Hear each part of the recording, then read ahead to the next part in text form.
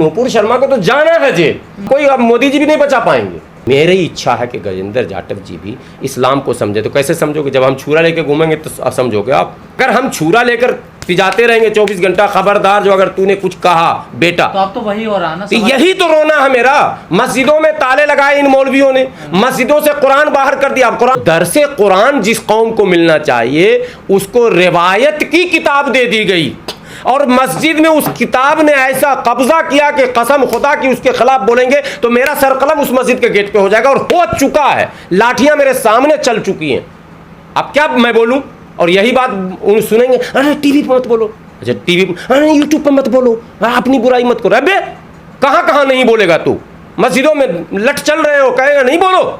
मस्जिदों से जो है पंगे हो रहे हैं। अभी आजमगढ़ से एक मस्जिद से खबर है, पानी पीने पर जो है एक हाफिज लड़के को पीट दिया गया साहब, पानी पीने पर, इसलिए कि वो धोबी था। ये सब क्या हो रहा तमाशा? बहुत कुछ हो रहा साहब, जो इस्लाम में कतई नहीं, उसका तसव्वुर भी नहीं किया जा सकता इस्लाम में। कि कुरान को मस्जिद के मेहराबों पर क्यों नहीं रखा और दरसे कुरान के रिवाज को आम क्यों नहीं किया? तो कुरान पर जब आपने ताला लगाया तो अल्लाह ने आपके अक्ल पर ताला लगाया, और आज जो कुरान की बात करता है उसको आप इस्लाम का दुश्मन समझते हैं और उसके भी सरतन से जुदा की बात करते हैं। आपको तौबा करना चाहिए, आपको इस्लाम की तरफ लौटना चाहिए। कुरान ही हिदायत की किताब है, दुनिया में दूसरी कोई हिदायत की किताब नहीं है। इसलिए मुसलमान नौजवानों कुरान की तरफ लौटो, मुस्लिम नौजवानों कुरान पढ़ो, कुरान समझो, उसके माने समझो, उसके मफहूम समझो, उसकी तशरीह को पढ़ो। कुछ ऐसे एंकर हैं जो स्क्रिप्टेड हैं, ये सुप्रीम कोर्ट ने कहा और ये हम लोग पहले से मान रहे हैं, ठीक है। और हम इस बात के कायल हैं कि डिबेट पर एक बार तो कम से कम तमाम पढ़े लिखे लोग, सिर्फ मुसलमान ही नहीं, तमाम पढ़े लिखे लोगों को बहिष्कार कर देना चाहिए, ताकि जो ये स्क्रिप्टेड डिबेट होता है रुक जाए। लेकिन मसला ये है ना साहब, चलिए मैं छोड़ देता हूँ, कल से नहीं जाता हूँ, परसों आपसे मैं पूछूंगा कि दूसरा क्यों गया। आप गारंटी लेते हैं दूसरे को रोकने का? भाई ये सवाल पैदा होगा ना, मैं ही क्यों? मैंने 2 साल छोड़ा था ना मौलाना साद के बाद, 2 साल मैंने गया था टीवी पर, आप लोगों ने देखा था। अब मैंने जाना शुरू किया 3-4 महीने से, तो मैं तो आज भी इस बात का कायल हूं। मैं मानता हूं इस बात को कि वहां से फितना फैल रहा, लेकिन सवाल यह है कि फितना रोकने की जिम्मेदारी जो लोग ले रखे हैं वो तो आदेश पारित कर रहे हैं, जैसे लग रहा है वो खलीफा वक्त है। अरे साहब हमको फोन करके भी तो बुला लो। मतलब हम इस लायक भी नहीं है कि जमीयत उलमाए हिंद, जमात इस्लामी या मुस्लिम पर्सनल बोर्ड हमको एक कप चाय भी नहीं पिला सकता। चाहिए ना मैं जाऊं, मैं फकीर हूं क्या? मेरा अपना संगठन, मैं राष्ट्रीय प्रवक्ता हूं। वो भी कौम की बात कर रहे हैं, मैं भी कौम, इसमें क्या दिक्कत है सर? मैं यही तो कह रहा हूं कि वो कह रहे हैं टीवी पर जाना बंद होना चाहिए, तो वो एक बार चाय पर सबको बुला ले ना, सबको बुला ले। मुट्ठी भर तो लोग हैं, कौन 1000-2000 आदमी जा रहा चैनल पर भाई? 10-15 ही तो लोग हैं। सर तन से जुदा का नारा आया कहां से? ये तो रिसर्च का विषय है, पता लगाना होगा। लेकिन फ़िक़ही जो बहस है वो अलग है, समझिए, और जो उर्फ़ी बहस है वो अलग है। मुल्क हम भारत में हैं, भारत संविधान से चलता है, ये सबको पता है, और संविधान से ही चलेगा। यहाँ शरिया नाफिज नहीं हो सकता, और यहाँ हिंदू राष्ट्र भी नहीं बन सकता। इस बात को कान में डालकर रखने का है। आप अगर शरिया नाफिज करेंगे, वो हिंदू राष्ट्र नाफिज करेंगे, मतलब आप इस देश को बांटेंगे, ये है मतलब। तो इस देश को बंटने वाली सोच को तो हमने पहले छोड़ दिया ना। जब आपको बांटना ही था तो आपने 47 में पाकिस्तान जाने को क्यों नहीं तैयार आप हुए? आपने विरोध क्यों किया? आपने भारत को, आपने मतलब, मैं अपने बाप दादा की बात तो करूंगा ना, मेरे पूर्वजों ने और उनके पूर्वजों ने जो आज इस तरह की सोच ला रहे हैं, तो क्या मौलाना महमूद मदनी साहब, मौलाना अरशद मदनी साहब और हज़रत मौलाना असद मदनी साहब से ज़्यादा बड़े थे, या हुसैन अहमद मदनी साहब से ज़्यादा बड़ी सोच थी? बोल दें एक बार। उन्होंने तो रिजेक्ट किया, और आज ये भी कहते हैं हमने रिजेक्ट किया। तो जाहिर सी बात, रिजेक्ट किया तो हमने अम्बेडकर के बनाए संविधान को स्वीकार किया। हमारे पूर्वजों ने ये कहा कि हम इस व्यवस्था में रहेंगे, तो इस व्यवस्था में जो कानून कहेगा वही कीजिएगा साहब, ठीक है। आपको इस्लाम नाफिज करना ना, अपने ऊपर कीजिए, अपने घर के ऊपर। घर में अगर इस्लाम आ गया ना तो बहुत बड़ी बात है, आपका दीन और दुनिया दोनों कामयाब हो जाए। घर पे हम मेहनत नहीं कर रहे हैं, हम जबरदस्ती हिंदू पर लागू करना चाह रहे हैं। नूपुर ने क्यों कहा काटिए देंगे हम, जबकि नहीं है। मैंने शुरू में कहा, चारों इमामों ने रद्द किया। नॉन मुस्लिम से अगर गुस्ताखी करता है तो उसको माफ़ी मांगने के लिए बाध्य करना है। वो बात कर रहे हैं, हम लोग लगे हुए हैं लगातार माफ़ी। आप तो सुप्रीम कोर्ट ने कह दिया माफ़ी मांगो पूरी भारत से, बस माफ़ी मांगेगा। अब कुछ लोग अंदर ने माफ़ी भी मांगेगा तो नहीं माफ़ करूँगा, तो क्या करोगे ज़रा बताओ। कह रहे अरेस्ट होना चाहिए। अरे भाई ये तो लीगल प्रोसेस है, वो तो हो गया। अब कोई, अब मोदी जी भी नहीं बचा पाएंगे।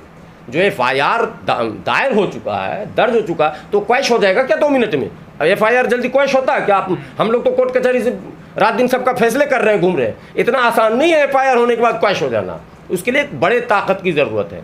फिर प्रधानमंत्री मोदी जी हस्तक्षेप करेंगे, कुछ कानून बनाएंगे, विधानसभा लोकसभा, वो बड़ा मसला है। इसलिए अरेस्टिंग तो होगी, जब तक तब तक का मसला, नहीं समझे? कुर्बानी का बकरा कब तक खैर मनाए, सुने ना। तो नूपुर शर्मा को तो जाना है जेल, लेकिन देरी जो हो रही है वो सरकार जानबूझ कर रही ताकि मुल्क का माहौल इसी बहाने खराब हो। यही तो सुप्रीम कोर्ट ने कहा और यही मैं कह रहा हूँ।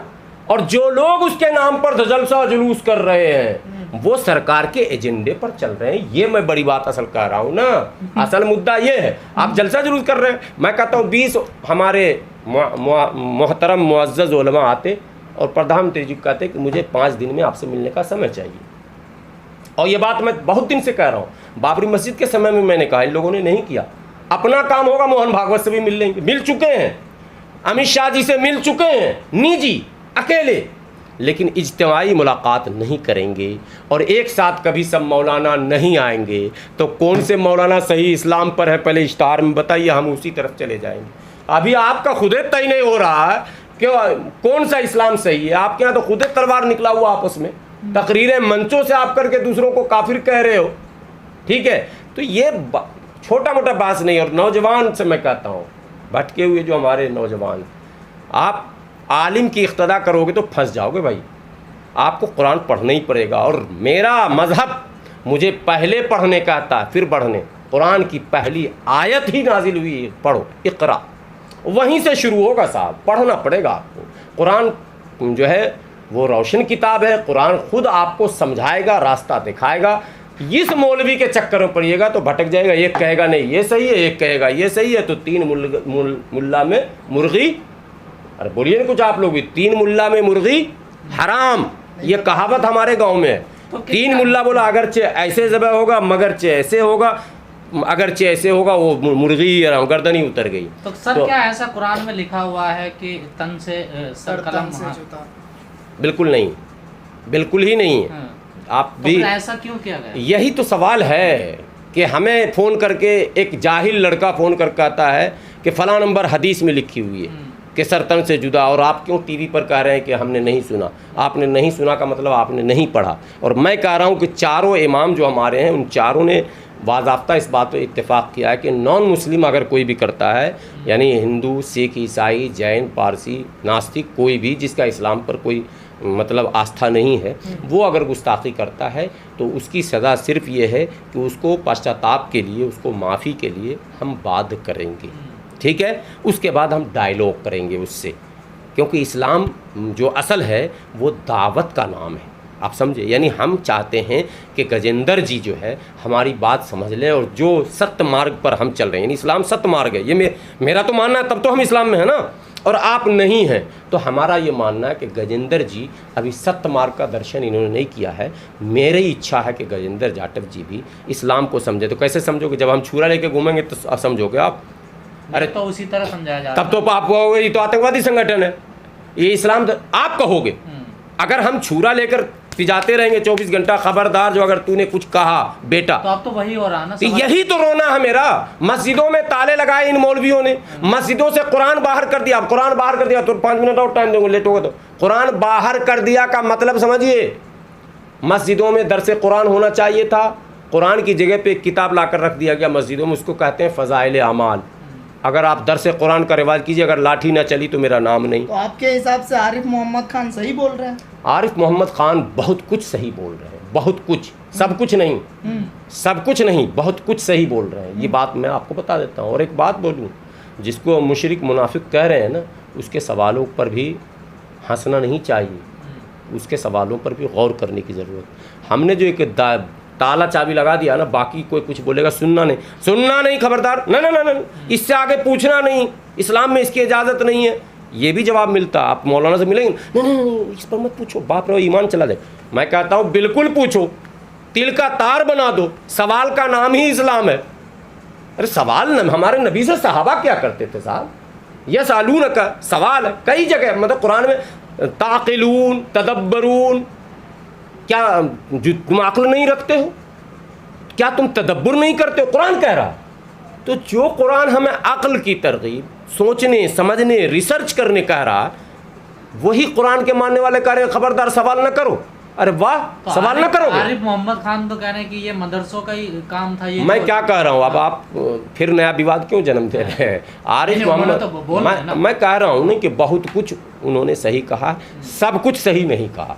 पर सारी जमात तो उनका विरोध कर रही है कि वो तो राजनीतिक आदमी है, अपने बचाव के लिए कर रहे हैं। इसीलिए तो मैं कह रहा हूँ कि बहुत कुछ सही है, जो विरोध कर रहा गलत बात है। बहुत कुछ उनके जो उनकी बातें हैं, मैं 3 दिनों से सुन रहा हूँ, कल तो दिन भर वो टीवी पर रहे और मैं सुनता रहा।